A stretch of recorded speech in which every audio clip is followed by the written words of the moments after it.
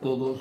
Vamos a continuar con la exposición que estábamos haciendo de la concepción fenomenológica del conocimiento, y estábamos hablando de Heidegger, las críticas que hace Heidegger a Husserl, en el sentido de que introduce una concepción nueva del conocimiento, de tal manera que el conocimiento no pasaría tanto por la conciencia como principalmente por las actividades manuales.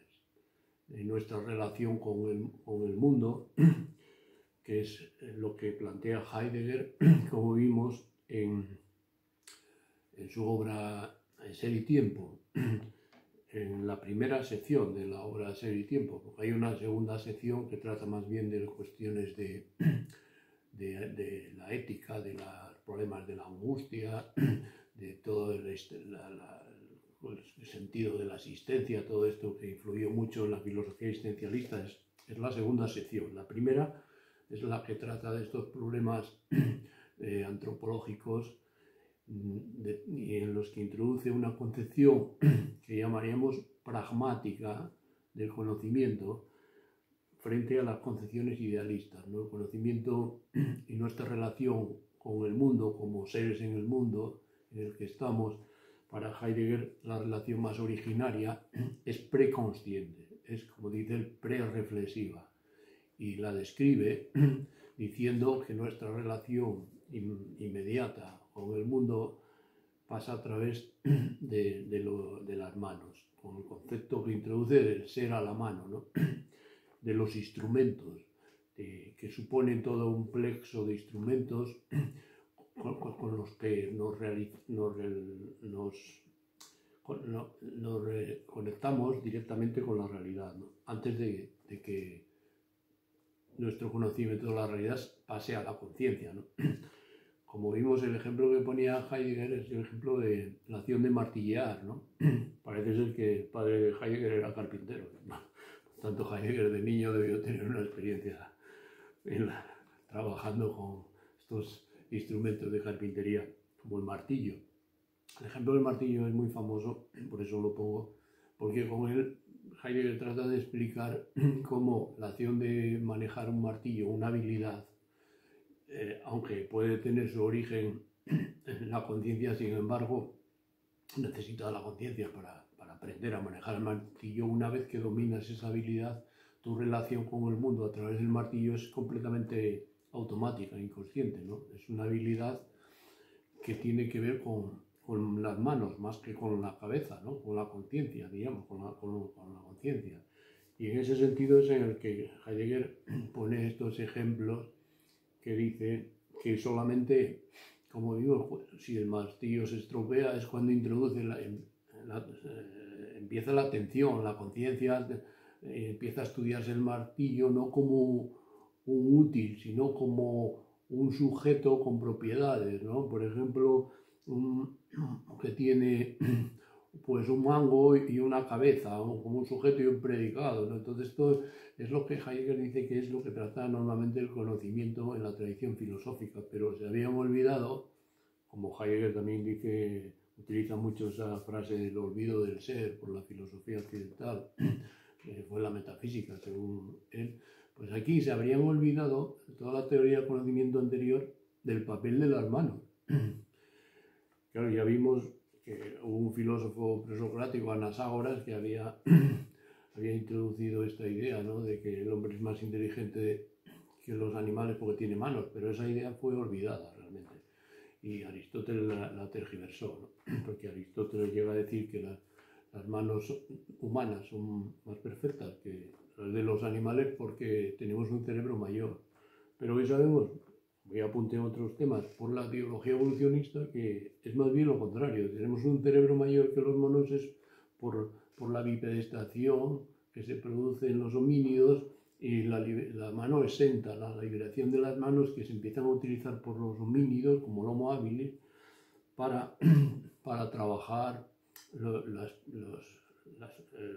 material, hacer hachas, de estiles y todo esto, ¿no? Crear instrumentos y precisamente la técnica, el origen de la técnica que aparece en los homínidos, aunque ya los animales también tienen, como sabe la teología, ¿no? Hay animales que también tienen sus técnicas, pero claro, no se puede comparar la técnica humana con las anteriores, ¿no? Con las de un chimpancé, que también puede con un palo pues coger hormigas, ¿no?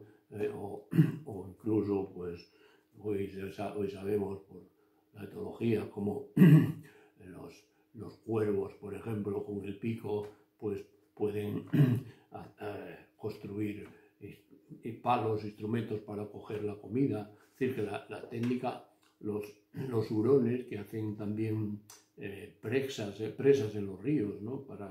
Es decir, hay una actividad técnica en los animales ya, sobre todo ciertos animales superiores, pero claro, el hombre da un salto, ¿no? Es decir, la técnica humana, en el sentido, es posible por una mano, por un órgano de prensión, como es la mano humana, muy superior a cualquier órgano de prensión del resto de los animales, que también tienen sus picos, garras, o los propios chimpancés tienen también una mano muy similar a la nuestra, pero hoy sabemos que hay unas diferencias fundamentales. La técnica, un chimpancé no puede desarrollar, no puede tallar un hacha de sile, porque no tiene la capacidad de prensión que tenemos nosotros para coger las cosas, ¿no? Esto está muy estudiado hoy por la antropología física, y yo me remito al libro de Frank Wilson, La mano, que está en la bibliografía, ahí tenéis abundante información sobre todo esto, ¿no? Bueno, pero lo que apunta Heidegger en este sentido es muy importante, porque esta idea precisamente se empezó a confirmar en la antropología evolucionista del siglo XX, de que la importancia de la técnica para el desarrollo de la inteligencia humana y nuestra superioridad sobre el resto de los animales en la evolución es debida precisamente a esto.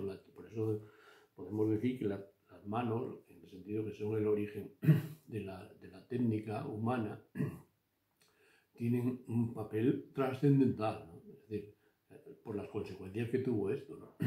En ese sentido, Heidegger ahí apuntaba un tema que llamó mucho la atención, pero que lo explica, como vimos, de una manera, con unos ejemplos. Yo creo que uno de los intérpretes de Heidegger más brillantes en este sentido, porque la influencia de Heidegger pues, es muy grande en la filosofía del siglo XX, hay muchas escuelas heideggerianas, interpretaciones, pero casi todas se centran, muchas, en los aspectos éticos del existencialismo, de la idea de la angustia, del ser en el mundo, del ser para la muerte, todas estas ideas de Heidegger, que son más bien la segunda sección del libro. Pero la primera sección, que tiene que ver con estos asuntos pragmáticos, diríamos, de una teoría del conocimiento pragmática, que tiene que ver con que el conocimiento deriva de las manipulaciones, de nuestra relación con el mundo más originaria es con los seres a mano, no con los seres a la conciencia o ante la vista, como se traduce esto. Y en ese sentido, uno de estos intérpretes es un profesor que dio clases muchos años en la Universidad de Berkeley, en Estados Unidos, y que hoy está jubilado, es Hubert Dreyfus. Y voy a leer un texto de Hubert Dreyfus, el que interpreta esta relación, estas ideas de Heidegger, ¿no? Dice, es un texto que aparece en un libro de conversaciones filosóficas que está en internet, lo podéis leer, está traducido. El libro es el libro de Brian McGee, un profesor inglés que hace unas entrevistas a una serie de especialistas en filósofos para tratar de grandes filósofos. El libro se llama Los grandes filósofos. Está editado en Editorial Cátedra, Madrid, 1990. Lo podéis encontrar en internet, que se puede leer. Estas entrevistas también están en inglés, en YouTube, y precisamente lo que nos interesa a nosotros es la entrevista que hace Brian McGee a Hubert Dreyfus, que se llama, el título de la entrevista es Husserl, Heidegger y el existencialismo moderno, diálogo con Hubert Dreyfus. Este texto lo podéis encontrar buscando en internet Brian McGee, M-G-E-E, McGee, Brian McGee, los grandes filósofos. Y buscáis en la página 280, es donde está el texto que voy a leer, que es muy interesante, por eso lo leo. Dice Dreyfus, contestando en la entrevista a las preguntas de McGee, dice: Heidegger se vio obligado a preguntarse si esa relación sujeto-objeto era de verdad una descripción correcta de nuestra relación con las cosas. Se refiere a la relación de la conciencia con los objetos, tal como la exponía la fenomenología de Husserl. ¿Requiere verdaderamente nuestro modo de percibir las cosas y las personas una experiencia subjetiva? Husserl insistía en que teníamos que hacer fenomenología, es decir, dejar que las cosas se mostraran como eran en sí mismas. Y cuando Heidegger examinó el modo en que las personas se relacionaban con las cosas, encontró que normalmente no era como sujetos relacionados con objetos, es decir, como conciencias relacionadas con objetos, ¿no? Esto parece muy extraño. ¿Cómo podía ser? Bien, Heidegger tenía facilidad para encontrar ejemplos sencillos. En este caso tomó como ejemplo la acción de martillear. Cuando un carpintero martillea, si trabaja bien y domina lo que está haciendo, el martillo se vuelve transparente para él. El martillo no es un sujeto orientado intencionalmente hacia un objeto. No tiene que pensar en él en absoluto. Es posible que preste atención a los clavos, pero si es un verdadero experto y los clavos entran bien, tampoco tiene por qué prestarles atención. Puede pensar en la comida o puede hablar con otro carpintero y su tarea continúa sin problemas. Heidegger llama a esto modo hábil y cotidiano de enfrentarse a la realidad. Comprensión primordial lo llama. Y a este modo de percibir las entidades, estar a mano. Si consideramos nuestro modo de estar a mano en relación a las cosas, no encontramos sujetos conscientes, orientados intencionalmente hacia objetos independientes. Este es el texto de Dreyfus, comentario a Heidegger. Es decir, Heidegger se da cuenta que en el conocimiento técnico, por ejemplo, que es manejar un martillo, ese conocimiento no se puede explicar partiendo de que es un sujeto que se relaciona con un objeto o una conciencia que se relaciona con un objeto, sino que, ¿por qué? Porque este conocimiento es inconsciente, entonces ahí no hay sujeto consciente, no hay una mente que se relacione con las cosas como creía Kant o como creía Husserl todavía, sino que la relación es completamente una relación que pasa por las manos, en el sentido que es una habilidad, ¿no? Y esas relaciones son inconscientes. Sin embargo, dice Heidegger, este tipo de relaciones no es una excepción, sino que son la mayor parte de las relaciones que tenemos con el mundo en nuestra vida cotidiana. Es decir, las relaciones conscientes son solamente la punta del iceberg, ¿no? de un fondo inconsciente que es nuestro comportamiento cotidiano en el mundo. Si podría poner un ejemplo, Heidegger preguntaba a veces a los alumnos si se acordaban cuando habían entrado en clase, cómo estaba la puerta. Y claro, la mayor parte no te acuerdas. ¿Por qué? Porque el acto de abrir la puerta o entrar es inconsciente, ¿no? Realmente no te acuerdas, no pasa por la conciencia, queda como borrado. Un ejemplo más claro, podríamos poner, si preguntamos a los alumnos un alumno que haya venido hoy de Gijón a Oviedo, en el coche, por ejemplo, a clase, si le preguntamos, ¿se acuerda cuántas veces cambió de marcha?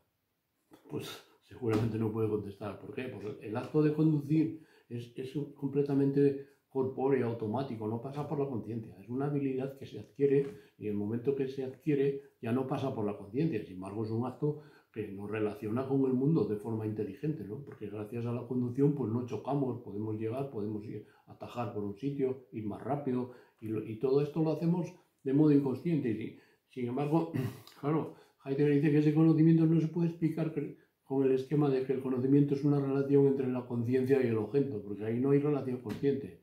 Entonces, claro, este fue el gran cambio que introduce Heidegger en esta obra, y entonces se da cuenta de que hay que renovar la teoría del conocimiento que había dominado en Occidente desde Aristóteles hasta Husserl, pues hay que cambiarla completamente, porque hay que introducir una nueva teoría del conocimiento que tendría que tener en cuenta esto, ¿no?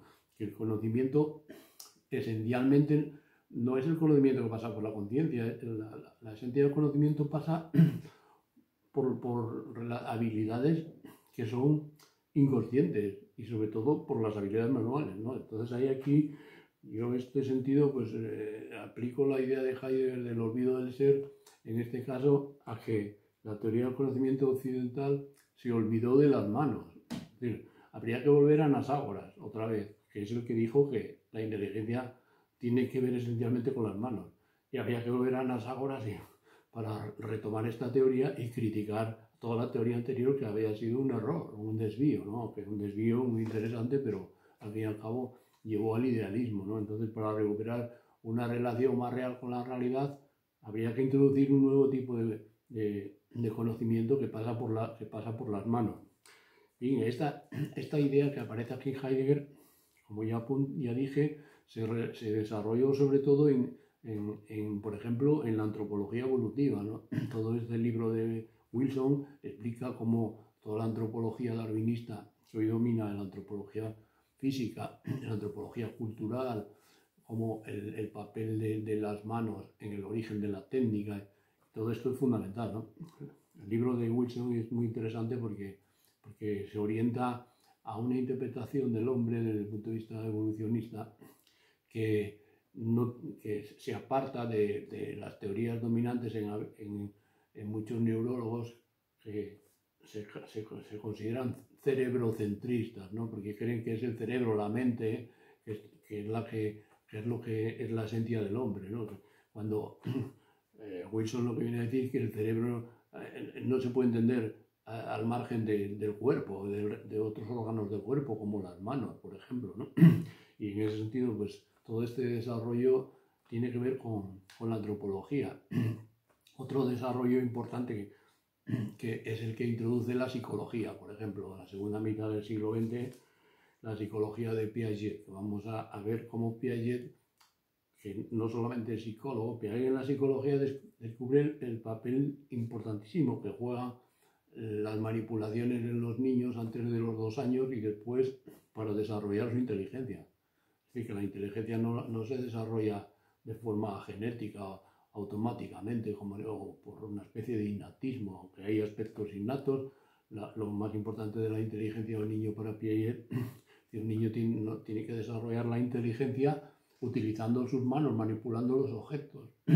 Esta es una influencia que vamos a ver, sobre todo en el tema siguiente, vamos a centrarnos solo en Piaget, pero claro, hay más influjos de esta teoría. Por ejemplo, concretamente en el tema del arte ya vimos como el libro de Juhani Payasma, La mano que piensa, es una aplicación de estas teorías al estudio del arte, ¿no? Por ejemplo, que virtualmente tiene una capacidad crítica muy fuerte, como se vio en la crítica de la arquitectura contemporánea que hace Payasma, en el libro que os recomendé, de la biografía, para leer, y en escritos suyos que tuvieron un éxito internacional, como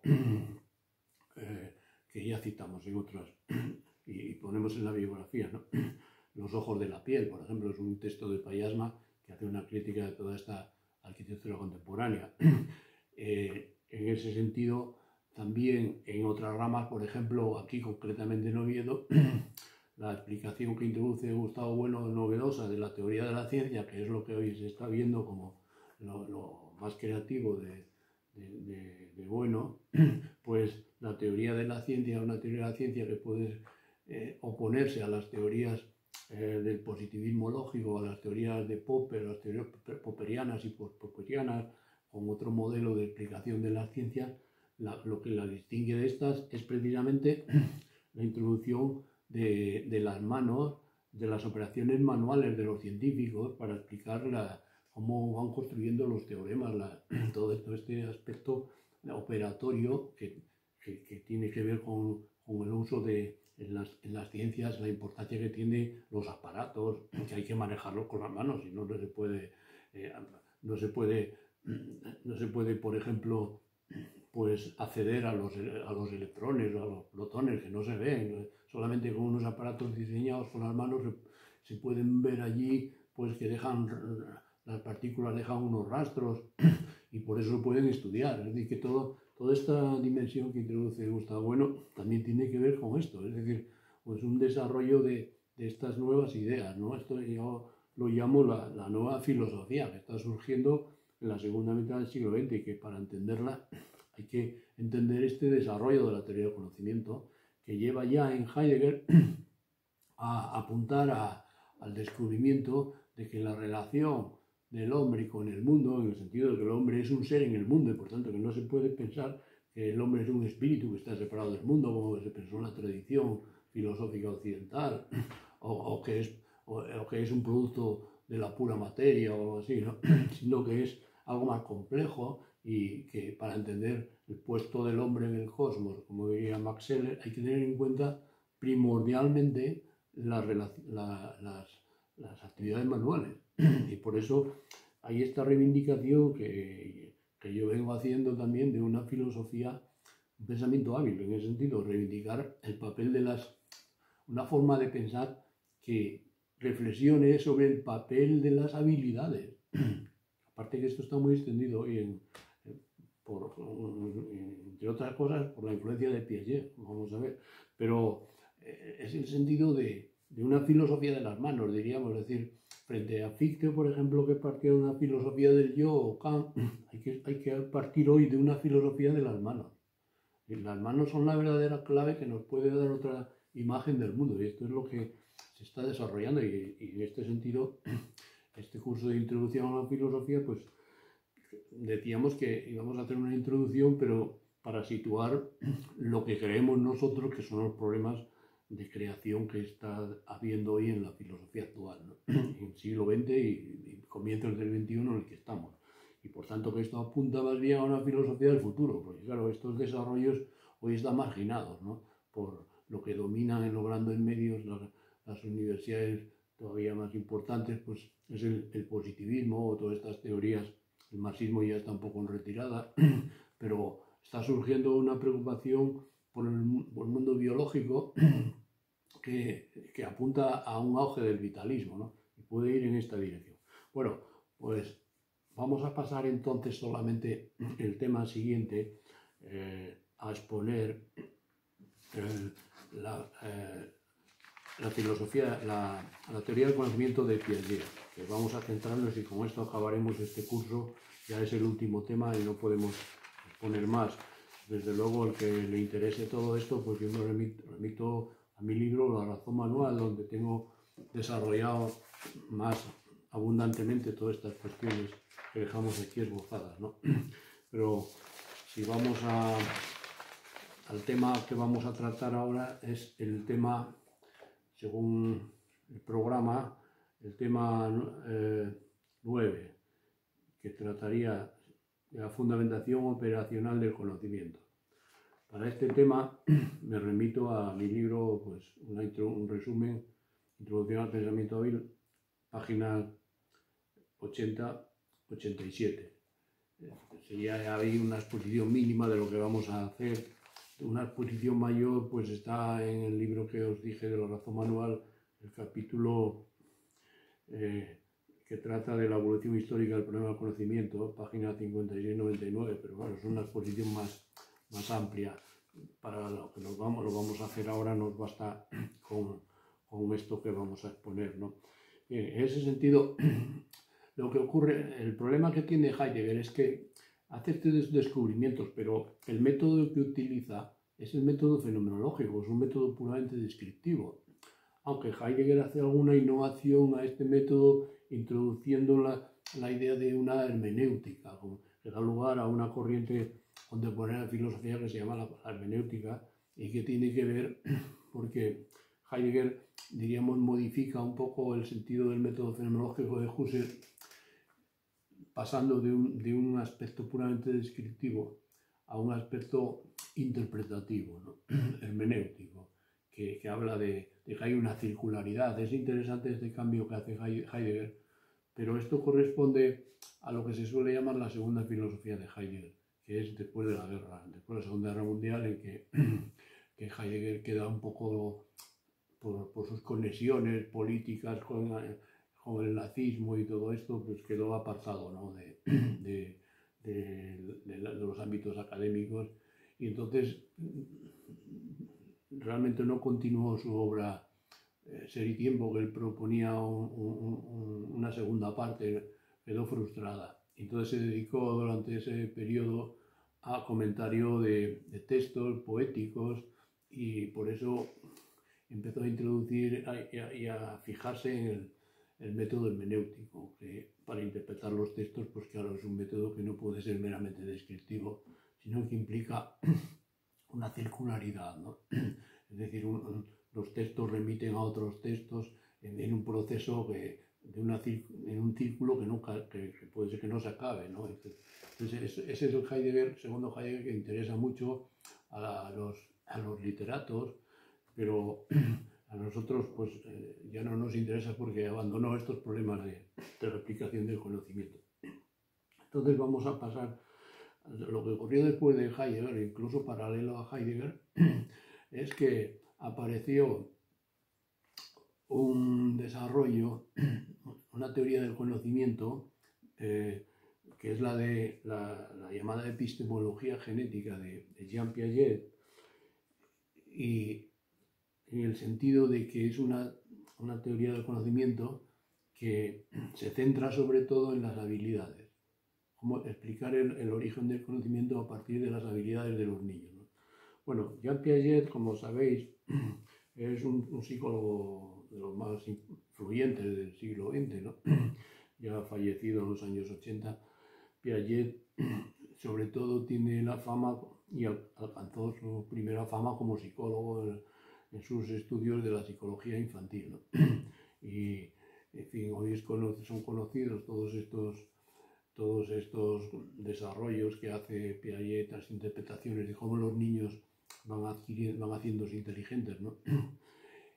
Yo me remito para esto a un vídeo que hay en YouTube que se llama Piaget explica a Piaget. Son 3 vídeos hechos por una universidad norteamericana en el que el propio Piaget explica sus teorías del conocimiento, no solamente de forma teórica, sino con ejemplos de experimentos que hace con los niños. Los experimentos de Piaget con los niños son muy famosos, muy conocidos y llaman mucho la atención. Son experimentos muy sencillos, pero a la vez muy clarificadores, ¿no? Para explicar cómo un niño a determinada edad pues puede, aunque no sepa hablar, pues puede tener ya la idea de espacio, tiempo, cómo lo va adquiriendo después otras habilidades.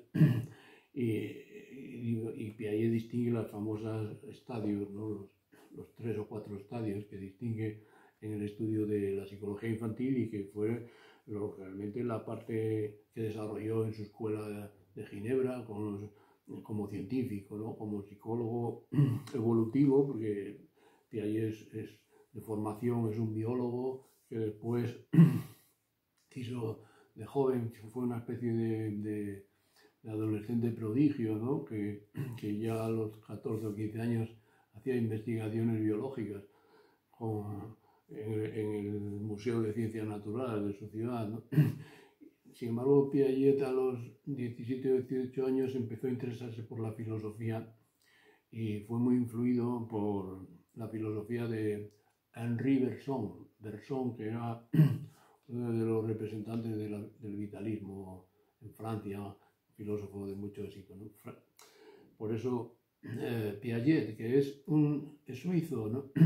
Pero de lengua francesa, del área francófona, pues le llamó la atención, como él cuenta en su autobiografía, la filosofía de Bergson, en el sentido de que dice que ahí se le resolvieron muchos problemas religiosos que tenía de la adolescencia. Cuando dice, yo leyendo a Bergson acabé de identificar lo que se llamaba Dios como en la tradición con la vida, ¿no? Dice Piaget, a partir de entonces, para mí, la hipótesis, por eso yo creo que Piaget en su origen es vitalista, ¿no? Parte de la idea de vida y de hacer una filosofía de la vida. Él quería de joven, como tenía aspiraciones de filósofo, quería, pues incluso se entrevistó con Bersón, tuvo algunas conversaciones con Bersón, que quiso hacer una filosofía vitalista. Y entonces se propuso, lo que pasa que para hacer esta filosofía vitalista decía que tenía que ser una filosofía rigurosa, no un vitalismo, que entonces era un vitalismo irracionalista, como el de Nietzsche o de Bersón, o un vitalismo poco preciso. Piaget quiso hacer un vitalismo racional, diríamos, ¿no? Lo que llamamos un raciovitalismo en España, ¿no? Un vitalismo que se basase en la ciencia, en conocimientos racionales, científicos demostrados, ¿no? Y en ese sentido se propuso ante todo elaborar una nueva teoría del conocimiento, que sería la base de esta filosofía, una epistemología, decía. Entonces, esta teoría del conocimiento, Piaget, la originalidad que tuvo es que, frente a otras teorías anteriores, como la de Husserl o la de Camus, es que esta teoría del conocimiento debía estar basada en la biología, es decir, en una interpretación biológica del sujeto del conocimiento, ¿no? Unas bases biológicas para explicar el conocimiento. Como Piaget era biólogo de profesión, pues estaba en las mejores condiciones.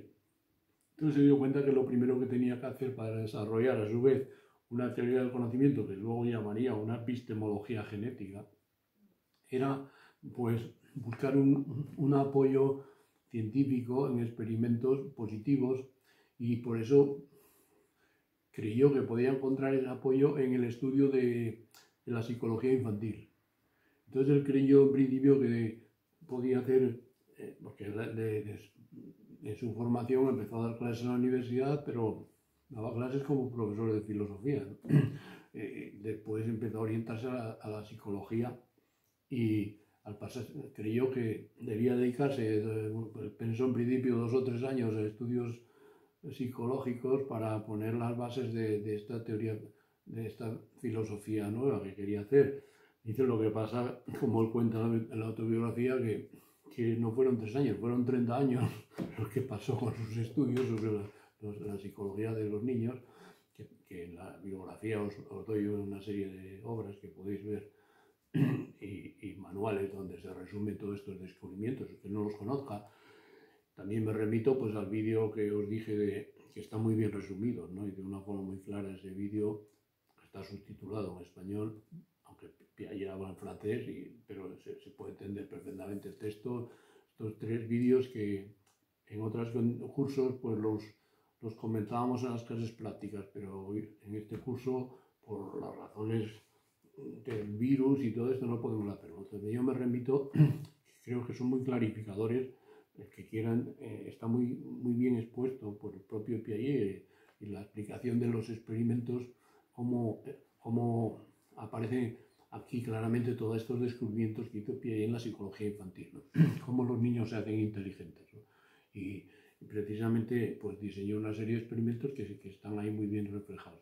Por eso me remito a que no voy a hacer aquí un resumen de todos los descubrimientos psicológicos de Piaget. Vamos a centrarnos más en la parte filosófica, diríamos, porque Piaget lo que hizo después de estos 30 años en los que se dedicó a la psicología infantil y adquirió fama como por sus descubrimientos y sus experimentos y sus demostraciones de cómo se hacían inteligentes los niños, que hoy pues están sobre todo fueron aprovechadas por los pedagogos, ¿no? Aunque Piaget él mismo dice que no tienen la culpa de que los pedagogos lo hayan interpretado mal, ¿no? Porque él realmente no escribió ningún libro de pedagogía, escribió libros de psicología, de su obra psicológica, pero en fin, es lo que hoy hay unas críticas muy fuertes a toda esta psicología de Piaget que se introdujo hace pues 40 años en las escuelas, en España por ejemplo, pero claro, son los pedagogos los que hicieron lo que hicieron. Piaget realmente no era un pedagogo. Otra cosa es que de las teorías de Piaget se podían sacar normas para la pedagogía. Por ejemplo, cuando había que enseñar matemáticas a un niño, cuando no, antes de los 6 años o después de los 6 años, o todo esto sí sale de la psicología de Piaget.